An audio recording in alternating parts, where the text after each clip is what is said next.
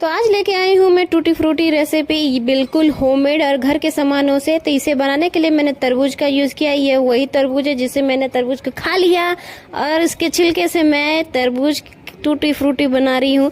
तो इसे बनाने के लिए मैंने बारीक काट लिया है इसे, और एक कढ़ाई में पानी डालकर इसे चीनी की चाशनी बना लिया है और उसमें मैंने सभी कटे हुए फ्रूटी को डालकर इसे पकने के लिए छोड़ दिया है। आधे घंटे के दौरान ये बिल्कुल ट्रांसपेरेंट हो गई है और पक के रेडी हो गई। इसे अब हम कटोरी में अपने अलग अलग कटोरी में निकाल लेंगे।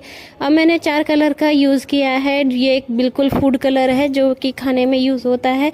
अभी इसे मैंने सभी ढक कर छोड़ दिया था 1 घंटे के लिए। फिर 1 घंटे बाद मैंने इसे पेपर में डाल दिया है। पंखे के नीचे मैंने सूखने दिया था, लेकिन बारिश हो जाने की वजह से ये नहीं सूखे तो मैंने धूप में डाल दिया। वीडियो पसंद आए तो प्लीज़ सब्सक्राइब।